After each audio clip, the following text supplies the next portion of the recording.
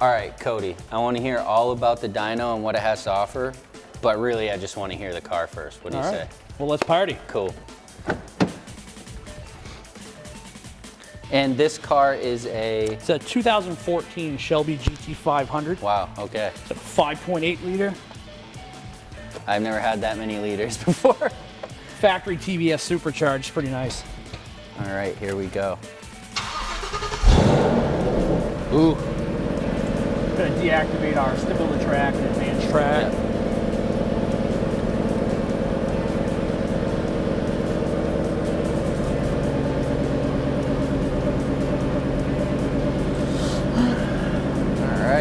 As you can see, we've got our air fuel monitor on. Okay, yep, keeping everything nice and healthy. Yeah, we're pulling into boost pretty hard. We start to C12 or higher, get out of it. Yep. All right, here we go.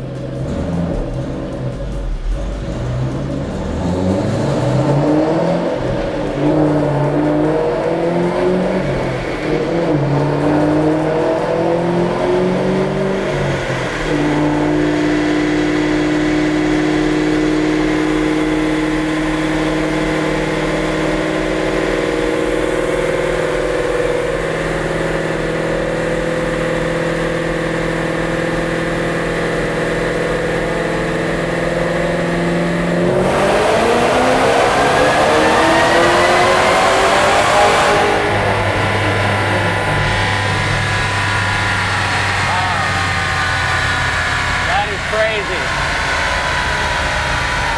660 horsepower. God damn. Love that for a factory car. That is pretty crazy. That sounded like 600 horsepower. And that's a baseline pull. Wow. Car's here for a 3.4 liter Whipple charger. Wow. So what do you expect after? Should try to bust 8. 8? Yeah. I can't imagine what that's like. Damn, that was cool, Cody. That was definitely. I know a lot of our fans have probably definitely never seen or heard that.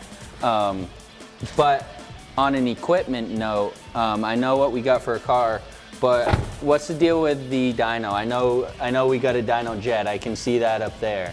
But you know, what is a dyno jet? What's the deal with it? Dyno jet. Let's see. Our dyno jet is a Dyno Jet 224. It's an older model. It's an inertia dyno. Okay. It doesn't use or utilize an eddy brake, so we don't have an eddy current brake, and it still works great for us. So, well, when we talk about eddy brake, though, what a brake? Like, why would you ever need a brake on something like this? What does that actually do? The brake, it simulates driving out on the street in all conditions. It can any sort of grade changes, to the most light to the most extreme, so you can get the most optimum tune on a car that can't calculate that for itself. Okay. A car, by saying that, I mean like an LS platform that someone's done away with the MAP sensor, a speed density. It's hard for that car to know all of those conditions because it doesn't use a mass airflow sensor to calculate it for it. Okay. So when you go out there and you're this grade, this this sort of resistance at this RPM, you're not hitting all those cells. Where a MAP can actually adapt that for you. Okay. So we do a lot of mass airflow tuning, and it works great for us. Right, and that's where the dyno jet does definitely more than enough for that absolutely. type of thing. It's industry, it's industry standard. It's a great working. That's what I always heard of, and I heard of a dyno as a dyno jet. And one of the main features we like to express to our customers is there's no smoke and mirrors with it. It just is what it is. There's no calculations that we're going to punch into it that's going to get you a better or worse number. We're not weighing the car. We're not trying to calculate in aerodynamics. It's just a straight equation. You get what you get, and hopefully you're happy with it. And if not, we can make you happy.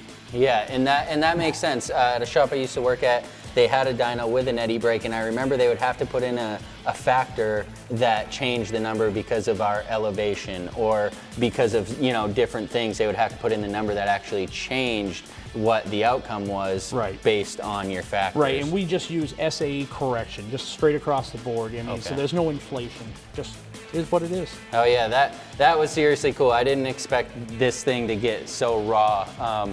But with that, we saw all the cars out here. Can we get a ride? Can we do something fun? Yeah, let's go do something fun. Oh yeah, let's have some fun, man.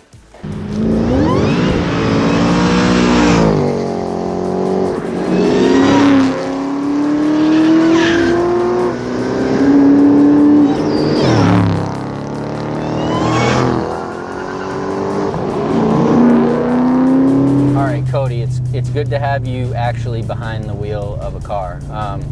And with that, you know, a lot of people know that obviously by this point that you're building cars and that you have that skill set, but what about actually using the cars racing? Like, what's your history, what's your experience with that? Do you do much of it? Yeah, actually, I've actually started racing in 2012, back in my Fox Body Mustang days.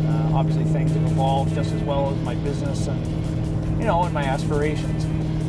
With that being, you know, we race locally for the most part. Okay. We have a local strip, Winterport Dragway. It's an 8th mile drag strip. So to achieve what we have with the cars that we have, it hasn't been easy. These cars are quarter-mile cars. They usually do their work on the second half. So it takes a lot more to get them to be at a higher competitive level on the short distance. Right, that makes sense.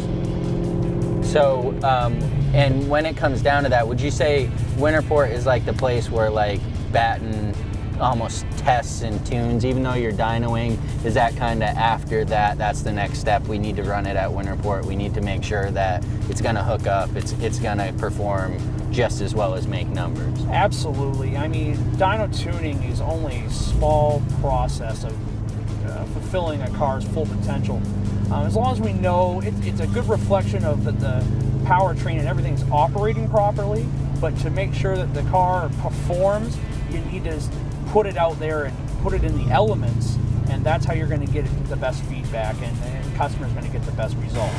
That's awesome. That's like beginning to end. That's like full service, literally, from completely building a car to actually taking it down a track and saying, here, this is the times that you can produce, now go do it. Absolutely. You know, and then we also provide a trackside service. So if a car that we've tuned, we're down there, we're getting good numbers, but we can get all the information from the track immediately, and then we can analyze it and make adjustments accordingly just to optimize the car's performance. And that's almost the definition of testing too. Absolutely. Oh yeah, that's cool. And so as far as what we're driving right now, guys, we're in a GT 500, and so I kind of noticed, you know, and a lot of people don't know, I noticed like the name Shelby on here. If real quick you could just touch on, like, what is Shelby? I know there was like an older car that was a Shelby that was really, really significant in building that name, but like, what is Shelby? Shelby is probably the most iconic name in the complete racing industry. Carroll Shelby founded it, in my opinion, he set the world on fire with racing. They used their AC Cobra, and it just, from there on up, anybody that is in the car area, they hear Shelby, they just think race car, you know, they think stripes, they think fast, they think the best, you know, the snake. It's just, Shelby is elite.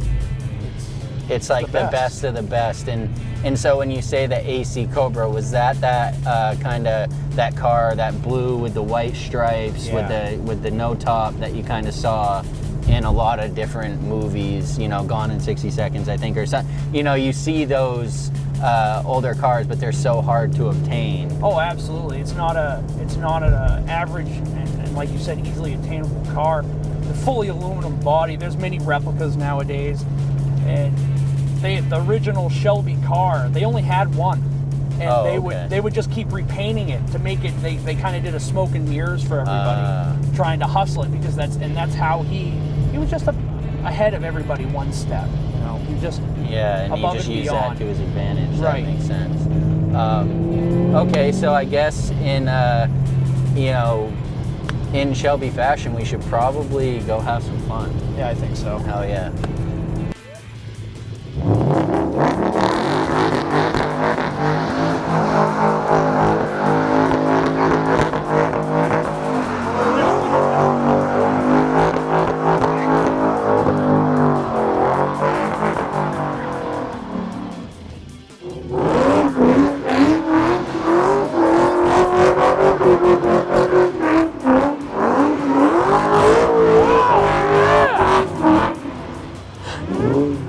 That was sick. All right.